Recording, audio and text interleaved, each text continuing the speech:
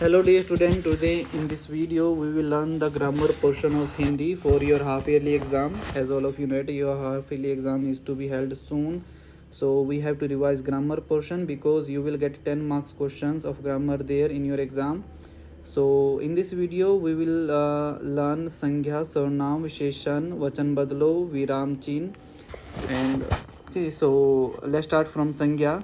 Sanghya means बच्चों in English it is called noun. Here I will use translation method so that you can easily understand the व्याकरण portion. संज्ञा means noun. जो आप English में पढ़ते हो noun, the say it is same in Hindi.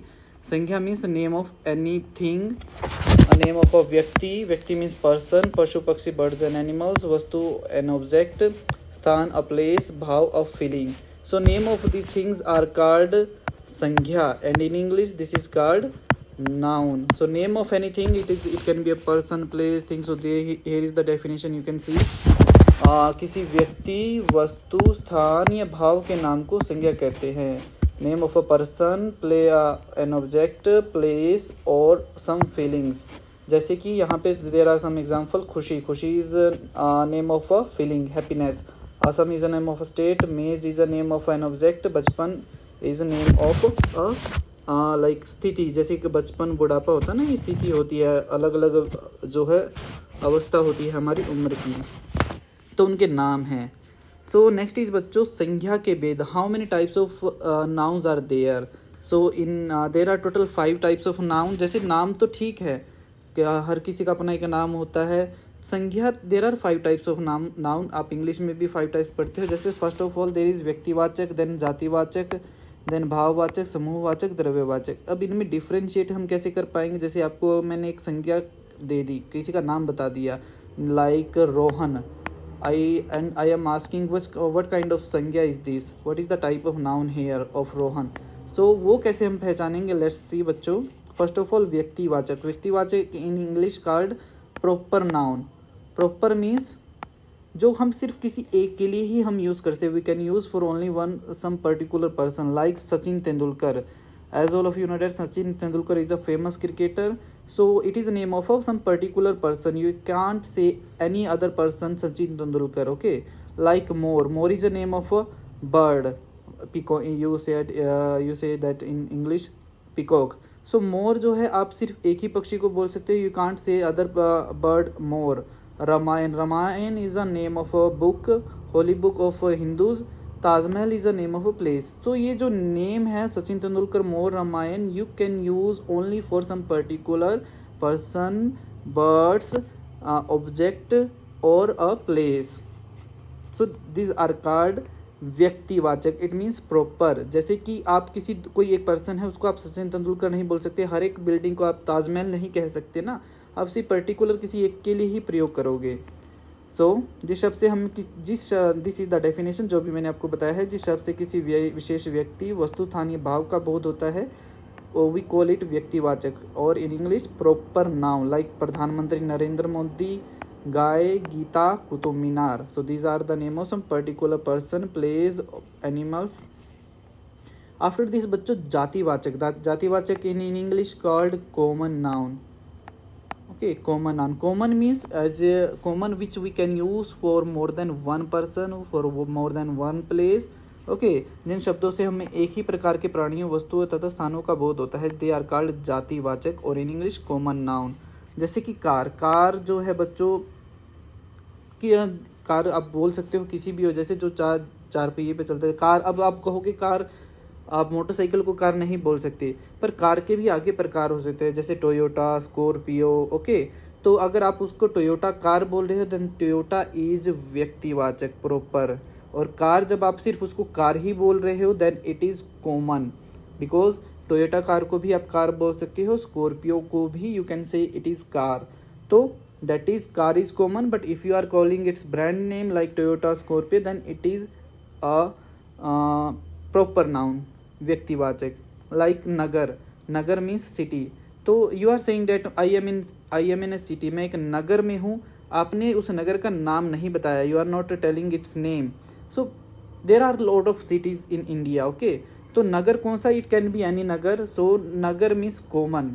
नगर जो name है that is common, you can use for Aizawl, you can use it for Silchar, you can use it for Guwahati Kolkata, okay. But if you are saying the name of the city, like मैं आइजोल में हूँ, मैं सिलचर में हूँ, मैं गुवाहाटी में हूँ, if you are using its particular name then it will be vyaktivachak sangya और in English proper noun, okay. So this is the difference. बच्चे इसमें सबसे ज़्यादा कंफ्यूज होते हैं, what is the difference between proper noun, vyaktivachak और jativachak. Vyakti when you can use the name only for some particular person, place, thing, and common which you can use for more than one person, one place, one thing. And then next is भाववाचक। भाव means abstract feelings, जिसको आप जो है छू नहीं सकते अपनी senses से, but you can feel, okay. Like budhapa, age you can say the person is old, he is aged, is old, so इनको बुढ़ापा आया है, so the name of his age is budhapa, avastha का नाम। आप उसे मतलब फील कर सकते हो कि हाँ वो बूढ़ा आदमी हो गया। मित्रता, जैसे इन दो बॉयज़ है, they are friends with each other, तो इनके जो फ्रेंडशिप है, मित्रता है, वो हम फील कर सकते हैं कि हाँ उनके बीच में मित्रता है। So that is abstract. Abstract mean जिसको आप नहीं दे सकते, तो दैट इज भाववाचक संज्ञा, ओके। जैसे कि मिठास, किसी हमारे पास कोई मिठाई है, उसके अंदर मिठास, आप उसे महसूस कर सकते हो, हाँ, तो वो जो है नाम है उस स्वाद का, मित्रता का, बुढ़ापा का, डेट इज एब्स्ट्रैक्ट और भाववाचक संज्ञा। देन नेक्स्ट इज बच्चों समूहवाचक संज्ञा। जो शब्द किसी समूह या समुदाय का बोध कराए, which tell us about a group. अब यहाँ पे ना बच्चों को थोड़ा दिक्कत होता है जातिवाचक और समूहवाचक में डिफरेंस पता करने में। एक्चुअली समूह क्या होता है, it is a name of a group. Like जैसे यू कैन सी हेयर, ये एक गुच्छा है, गुच्छा means bunch, okay, bunch of keys, और यू कैन से गुच्छा इन हिंदी। गुच्छा जो है, गुच्छे के अंदर जो है काफ़ी सारी चाबी है, तो जब आप उसे गुच्छा कहोगे तो ऑटोमेटिकली हमें पता चल रहा है इट इज़ अ ग्रुप। जैसे कि जानवर जो होते हैं, जानवर जब एक ग्रुप फॉर्म करते हैं, दे आर कॉल्ड झुंड, ओके, झुंड कहते हैं उन्हें हम।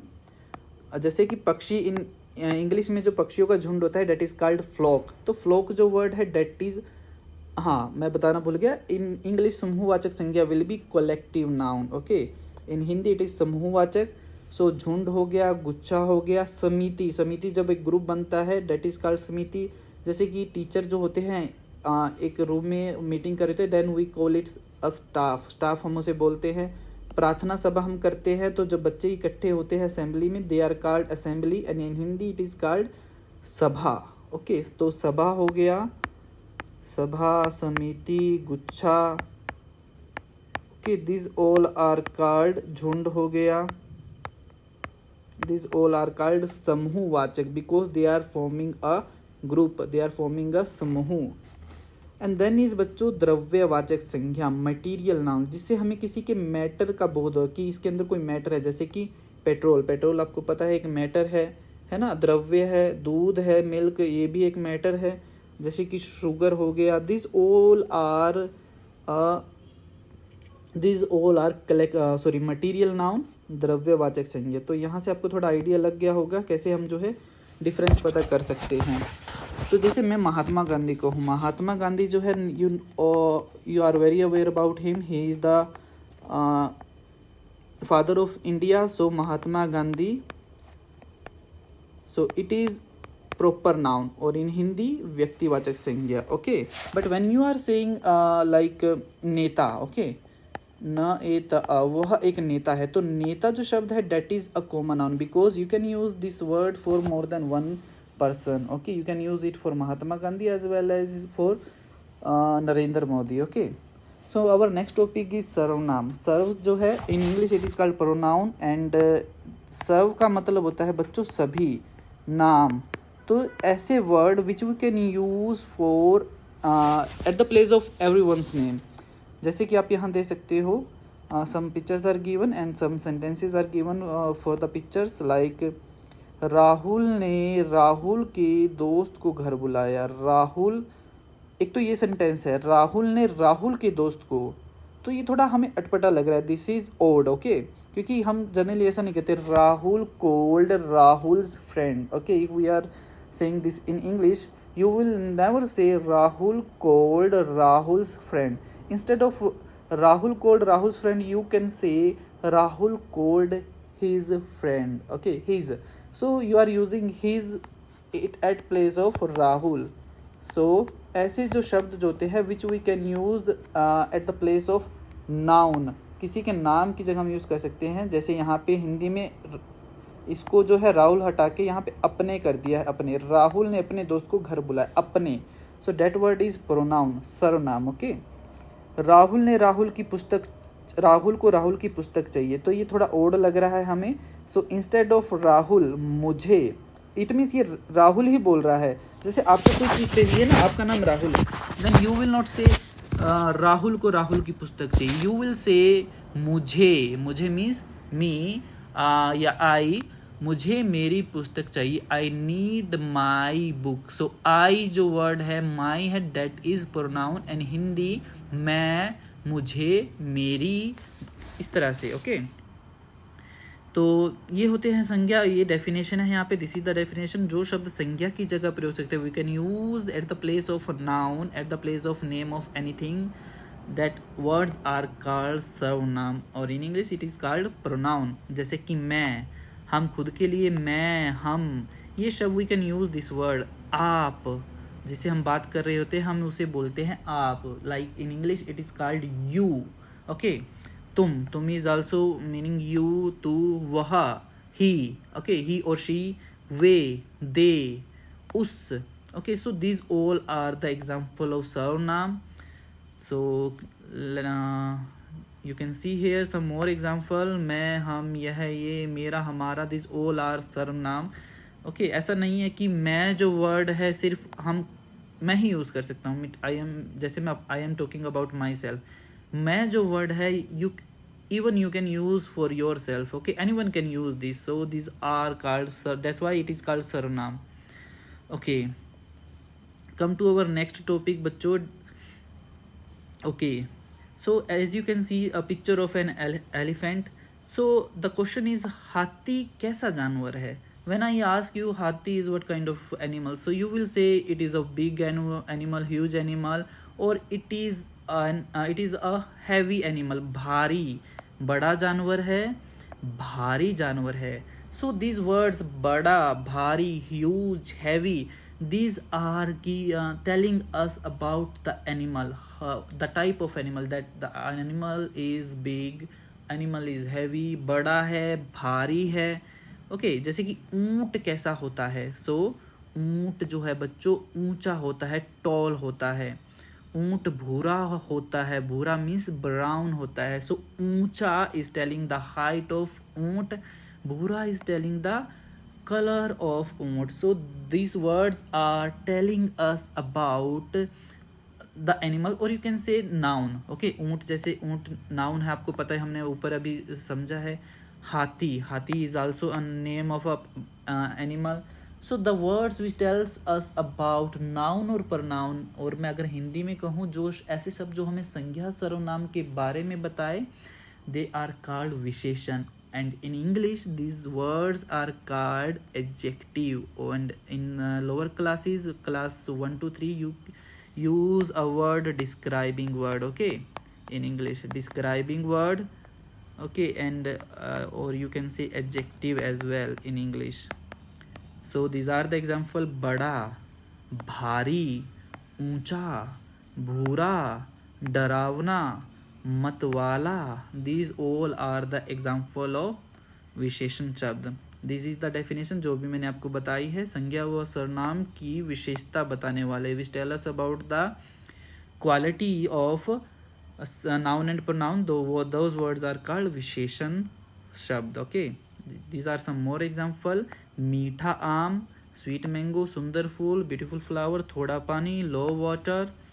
3 समोसे. यहाँ ये वाला देखना है 3. It is telling us the quantity of samosa. How many samosas are there. So there are 3 samosa. So you can say 3. अगर हम 3 शब्द यूज नहीं करेंगे तो हम कहेंगे समोसे हैं वहाँ पर, हमें पूरी जानकारी नहीं मिल रही. तो जानकारी पूरी कैसे मिलेगी? जब हम 3 जो है, या मतलब उसकी मात्रा का हमें पता चलेगा. पुराना मंदिर. सो पुराना हेयर इज विशेषण शब्द मंदिर संज्ञा है चालाक. चालाक इज विशेषण because it is telling us the quality of लोमड़ी दैट इज क्लेवर. लोमड़ी इज संज्ञा. ओके, सो आप ये देख लीजिएगा. After this come to next. these are some more example you can see here. okay, after this बच्चों वचन. वचन इन इंग्लिश कार्ड नंबर. जैसे आपको पता है in English there are two type of number, singular okay and the other one is plural. Singular means plural. Okay, singular means एक वचन, it that tell us about the one, and plural means that tell us that it is more than one. okay, that is called बहुवचन. जैसे these are some example. Mohan के पास एक बिल्ली है, एक बिल्लियाँ है.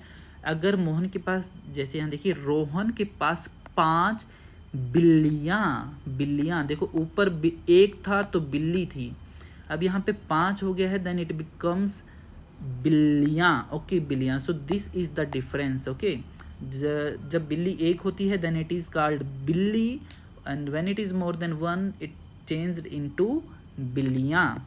जैसे कि पत्ता, it is one, so we are using patta, and if it is more than one then we will say पत्ते.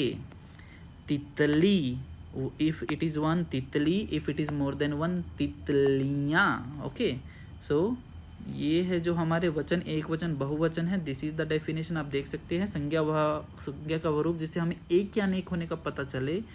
Definition is not important, but उसका बहुवचन क्या होगा एग्जैक्टली, स्पेलिंग क्या होगी, डेट इज मोर इम्पोर्टेंट. क्योंकि बच्चे सबसे ज़्यादा इसी में गलतियाँ करते हैं, मात्रा में गलती करते हैं.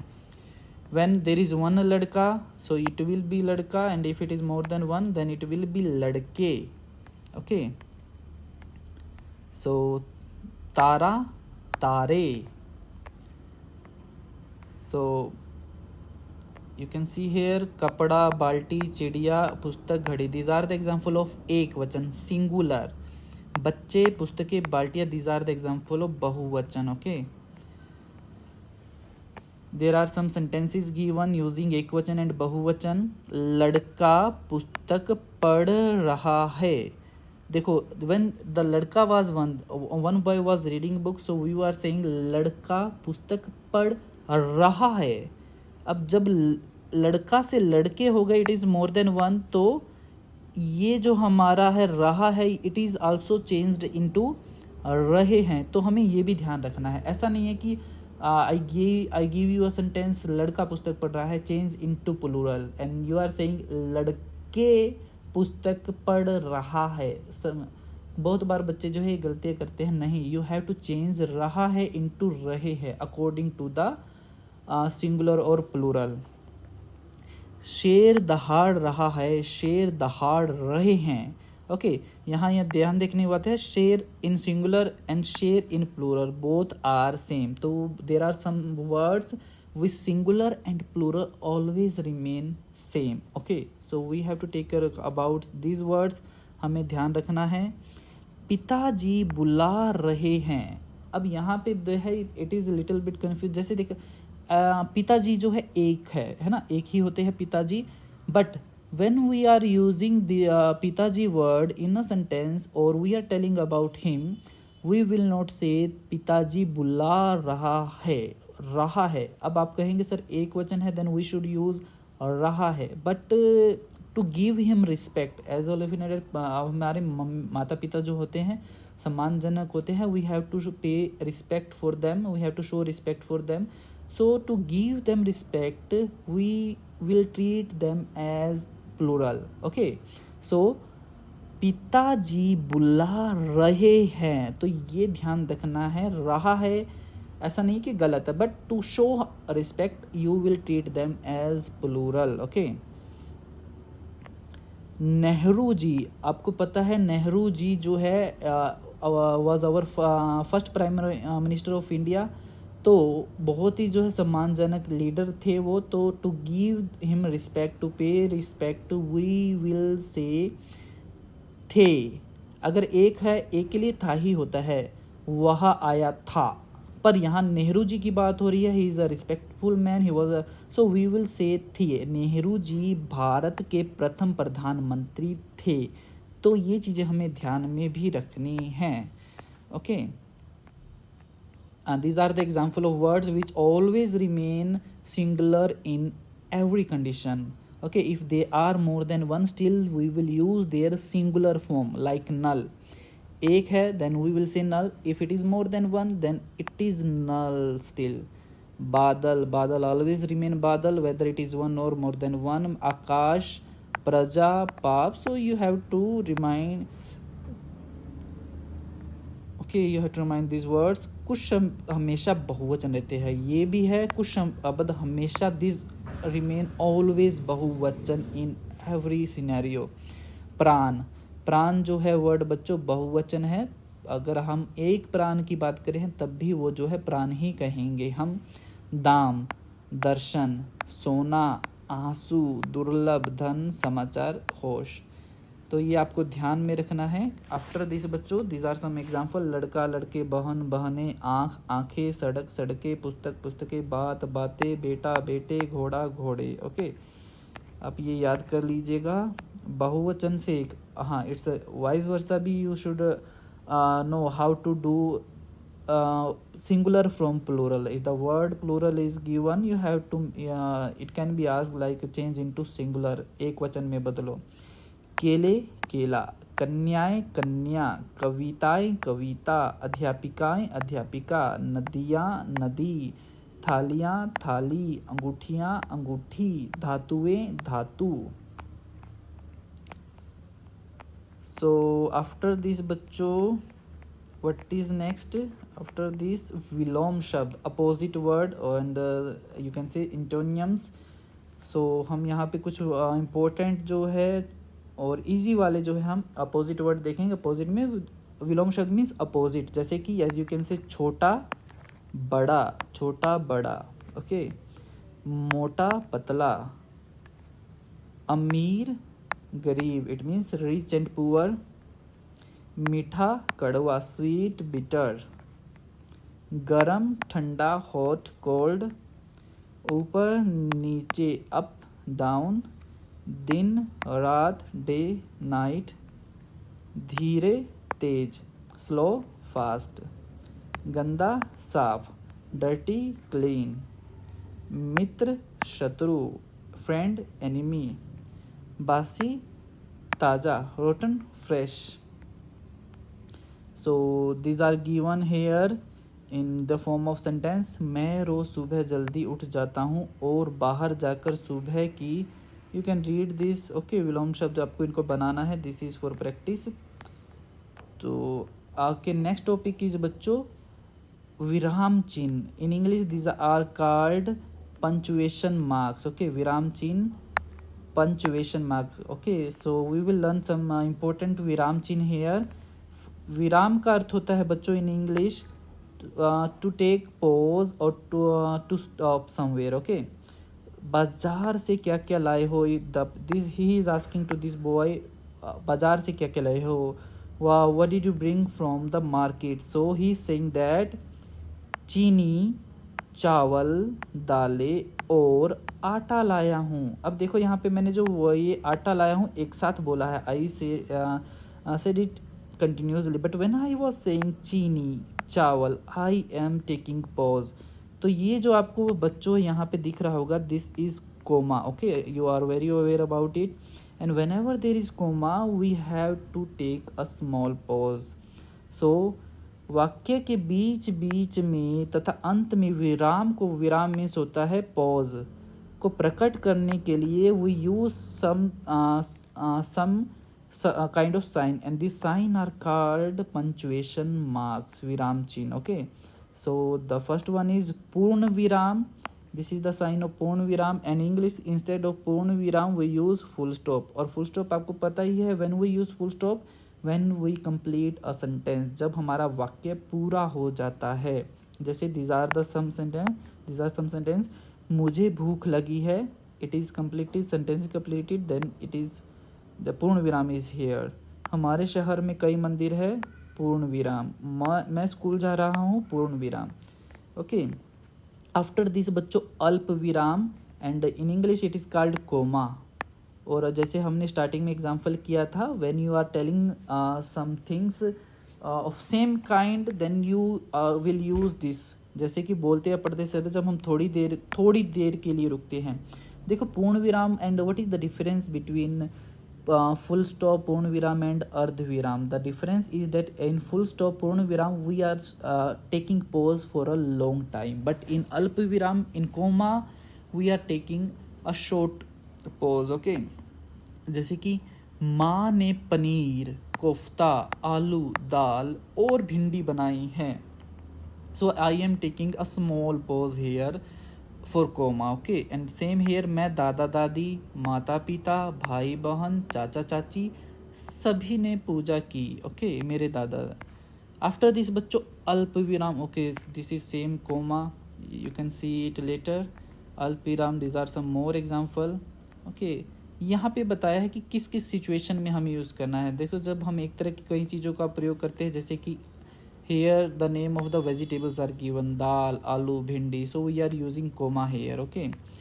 जब हम पढ़ते समय के लिए थोड़ी देर रुक के लिए रुकते, जब पढ़ते या बोलते समय हाँ, हाँ मैंने सारा काम कर लिया, नहीं मैं बाजार नहीं जाऊंगा, तो we are stopping here for a small break. So हाँ मैंने सारा काम कर लिया, नहीं मैं बाजार नहीं जाऊंगा. अब आप कहोगे sir why we are using this punctuation mark. देखो punctuation marks is very important while we are speaking. If we will not use this then the meaning of the sentence will be changed. I am giving you example, जैसे रुको, रुको, comma, अल्प विराम, मत जाने दो. Okay, so this is a sentence. Here I used comma after रुको. I am writing this sentence again, but I am changing the position of comma. रुको मत जाने दो. So here the words are same, but the position of comma is at different places. So the meaning of the first sentence is रुको, stop, मत जाने दो, don't let it go. And in the second sentence, रुको मत, don't stop, जाने दो, let it go. So here the difference, the meaning is totally opposite just because of the position of comma. That's why punctuation marks are very important.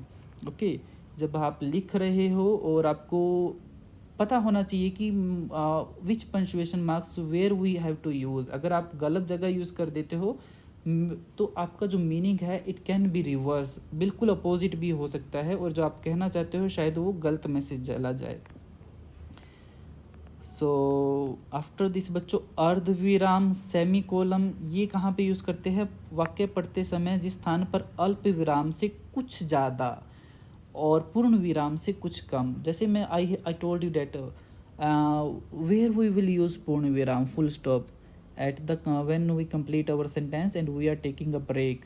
Okay, where we use comma for a short break, but when the break is in between, like more than short and less than full break, in that case we use this sign, and this sign is called अर्ध विराम, semicolon. Okay, जैसे as you can see here, चिड़िया दाना चुनकर लाती, पहले बच्चों को खिलाती, फिर स्वयं खाती. Okay, and you can say we are using this semicolon after the phrase. Phrase आपको पता है क्या होते हैं? Phrase are you can say parts of sentence which are not complete sentence. Okay, but they are giving some message. चिड़िया दाना चुनकर लाती, this is not a complete sentence but it is giving some meaning.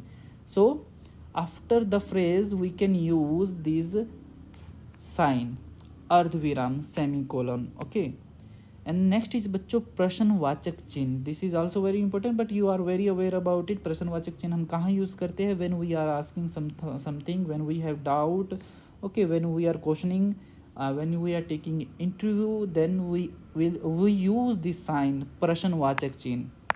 as you can see, Ravinder को कौन पढ़ाएगा? Who will teach Ravinder? यह दीवार कैसे टूटेगी? How did this wall break? Okay and then next is बच्चों विस्मयादि बोधक एक्सक्लेमेशन साइन, जब आप हैप्पी होते हो, जब आप सैड होते हो, जब आप सरप्राइज होते हो, जब आप एक्साइटेड होते हो, in that case you use this sign. Okay and Hindi when you are बात करते समय जब हम हर्ष, हर्ष मीन्स हैप्पीनेस, शोक सैडनेस, आश्चर्य सरप्राइज, घृणा एंगरनेस, ओके प्रशंसा you are praising someone.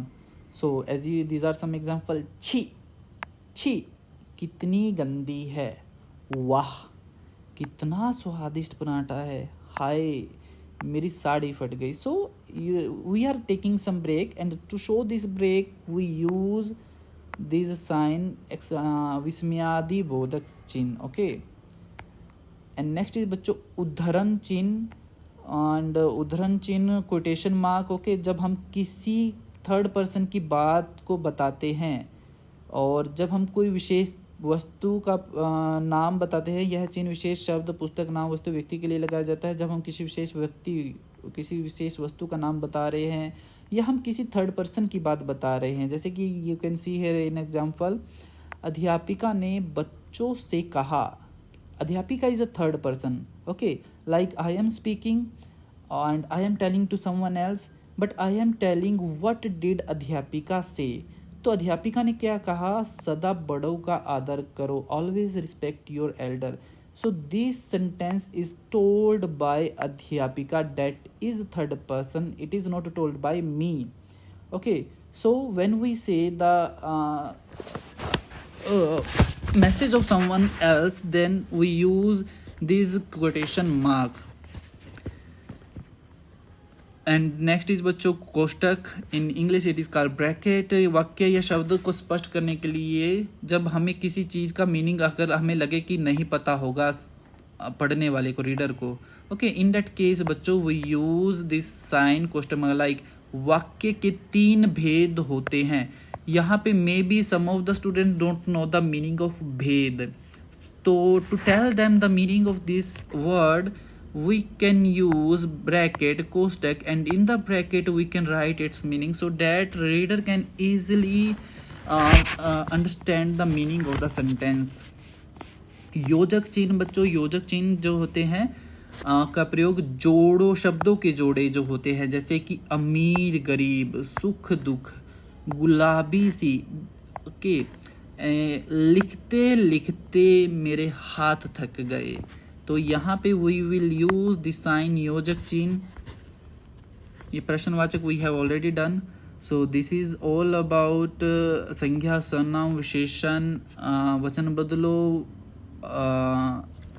विलोम शब्द, एंड इन द लास्ट विराम चिन्ह.